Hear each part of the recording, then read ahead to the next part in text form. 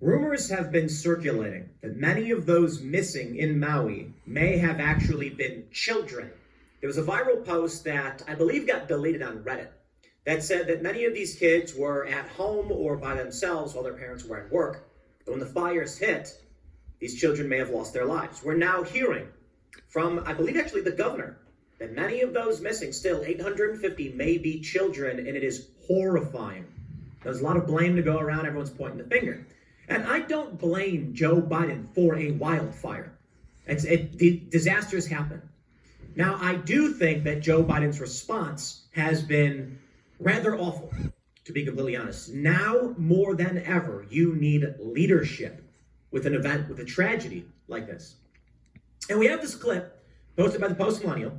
Did Biden fall asleep during meeting with victims of the Maui fires? I'm sorry, I'm not mad at Joe Biden. I'm mad at the people who voted for Joe Biden. This dude appears to have fallen asleep at a meeting with the victims of the Maui fires. Why? Because he's 80. Because he's an old man. He needs to be in his wheelchair with his blanket on his lap in the sun napping. Not flying to Maui to meet with a devastated community and talk about what we are doing as a nation to help those in need. Now, don't get me wrong, the president should do those things. Joe Biden is not capable of doing those things. And I can only be so mad at Joe Biden. Don't get me wrong. I can be mad at Joe Biden over corruption and Burisma and war and a lot of things. But I gotta say, man, we are all part of this machine. And some are more to blame than others, no question. The corporate press, the neoliberal establishment, the uniparty elites, who so desperately hated Donald Trump that they made this happen. I'm going to play the video for you. You can watch it for yourself. Here's Joe Biden. He appears to be sleeping. We are a community that relies on family, on ohana. Nods a little bit, dozing off. Oh, here's his eyes opening. Oh, Grandpa Joe. Like many others, my and then his eyes start to sink again. And there he goes. There he goes. Don't worry. Maybe he was just resting his eyes. See, here's what the BBC says. COP26, was U.S. President Biden asleep or just resting his eyes? Look, he's looking down. Maybe he's on his phone. I love that one. Maybe he's just looking down at his phone and he's texting away. I don't know, man. But when I look at this and I see a lot of people retweeting it or commenting on it and saying that he seems to have fallen asleep, how disrespectful, I'm so angry, I'm just like, dude, I am not upset that an old man dozed off, because that's typical. I am upset that this country has become so broken that this is who was elected simply because Donald Trump is a mean guy. And this is where we are. Now, outside of not being mad at an old man for falling asleep, but being mad at those who voted for him, well, let me just say this on that point. It's an important point to make as we enter the 2024 news cycle. You can tell all your friends, okay? I'm not mad at Joe Biden for falling asleep. He's an old man. But I certainly cannot vote for a guy who falls asleep while meeting with the victims of the worst wildfire in nearly 100 years. Sorry, I can't vote for that guy. Now, Donald Trump may have mean tweets and all that, but the dude is at least spry, and his arrogance is actually an asset, despite the fact you may not like it. Now, outside of where, I am perturbed seeing the president fall asleep like this, let's talk about his tactless behavior. This is where we can actually criticize Joe Biden and those who voted for him. This man is incapable of being president, and we need desperately right now leadership. From the Daily Mail, Joe Biden sparks outrage by comparing a Hawaiian blaze that killed at least 114 to a kitchen fire at his house after making tone-deaf, hot ground joke to rescuer. You see, this is the issue. I know a lot of people are going to come out and play the stupid game of charisma doesn't matter, policy matters, blah, blah, blah, blah, blah, blah, blah. Okay? Morale Everyone who's ever led a team knows morale is key. If you think you are going to win, you put in that effort and you win. You know, people often just vote for whichever candidate they think is going to win so they can say that they voted for the winning guy. Isn't that crazy? I have managed large teams. I, to a certain degree, manage a large team now. And if people are demoralized, work is not getting done. That is a problem. If you have people in this country demoralized because they feel blackpilled, bad things happen. This is why I am upset over what Joe Biden is doing and saying. Because at the very least with Trump, 2016, I didn't vote for him. Didn't like his attitude. 2020, I'm like, I certainly can't vote for Biden. And I did like Trump's policies, but more importantly, the foreign policy stuff really pushed me over the edge. At least Donald Trump can get up on stage and say, listen, we're gonna get it done. And you're like, all right, well, you know, this is a guy that desperately needs approval and will try as hard as he can to earn that. Not perfectly, he'll also push back on his detractors when he feels he can't win them over. Trump is not a perfect individual. Far, far from it. Here's a story from the Daily Mail. Joe Biden sparked outrage by comparing the Hawaiian blaze that killed at least 114 people to a kitchen fire. The president's motorcade was met with screams of F you after he finally arrived in Maui 2 weeks after the inferno, which left 850 people missing and destroyed the historic city of Lahaina.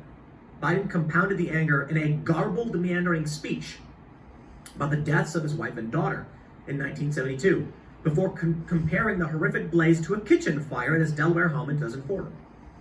The 80-year-old capped off his disastrous 5-hour tour by asking a rescue team whether their boots were reinforced, noting the hot ground beneath their feet in a tone-deaf attempt at humor. Hawaiian residents and politicians have unleashed a torrent of criticism over Biden's failure to visit the island sooner and a paltry $700 offered to each affected family. He's in Cape. Oh, wow. Look at this, they're flicking him off. Angry Hawaiians are seen gesturing as Biden's motorcade passed Monday. You know he already left. He's already on his way. Apparently he's going on vacation or whatever. To date, Biden has approved $8.2 million in assistance to 2,700 households, according to FEMA. Republicans were quick to compare that to the $12.1 billion in security assistance that has gone to Ukraine so far this year. The president pledged a further $200 million to Kiev on the same day that people affected by the fires in Hawaii were offered the $700 checks. Talk about spitting in the face of these individuals. I am not a hardcore conservative. I am a I'm a libertarian-leaning, slightly liberal person. I think, if anything, taxes should be funding this. Let me explain. Lahaina, economic hub in the Pacific for us. It's a big city with a lot of rich people and a lot of stuff going on down there. It's good for people and their lives. We pay taxes. Tax money should be used for things like this, not blown up kids in foreign countries in the Middle East or starting wars in Ukraine. All right, the left's going to get triggered by that one. But engaging in war, fine. Russia invaded, fair point, but everything that we've been involved in, I believe, has been a misappropriation of funding. I do not believe we have any legitimate reason to be in Ukraine. I can simmer that down and say, you know, if there are arguments as to why we're spending money in Ukraine, fine, I've heard it. But ultimately, the people of this country who pay taxes in this country are part of a network that we all agree upon. Social cohesion. It's the insurance we provide each other. The history of insurance goes back. People lived in a little village, and they knew that if their house burned down, their neighbors would help them rebuild. And that was insurance. If my house catches fire, we all come together and help rebuild the house. And if your house catches fire, I too will be there to help you rebuild. Eventually, through currency and trade, there developed companies that specialized in building houses, and it made more sense to just pay instead of actually doing the work yourself, because you don't build houses. Now, we all pitch in some money, and if our house burns down, then the company pays to have your house put back together.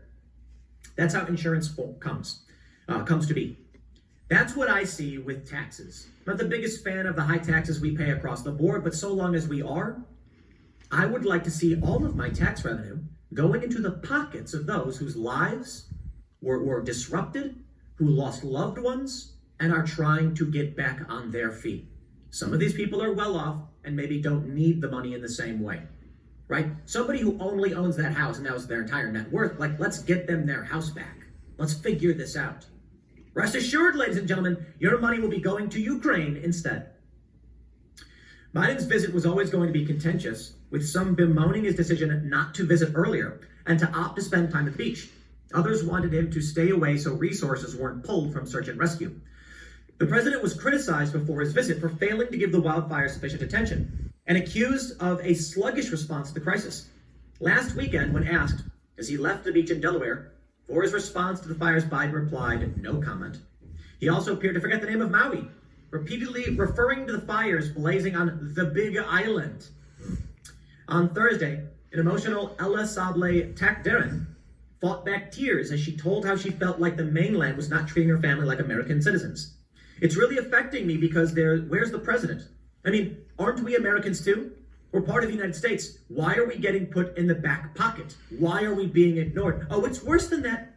Y'all are getting put in the back pocket while all of our money is being sent to Ukraine. Now, I understand. That's not really how taxes work. Taxes just pull money from the system to control for inflation as they print and send money wherever they see fit. But sure, our value, our buying power, should be going to Maui. Even Democrats were demanding to know why the federal aid had been slow to arrive and joined in their Republican colleagues in questioning Biden's delay in arriving in Maui. Man, these photos are horrifying. Man, so I don't even know what to say, man. It's the kids is the big news. That so many children are missing, and this is the response we get.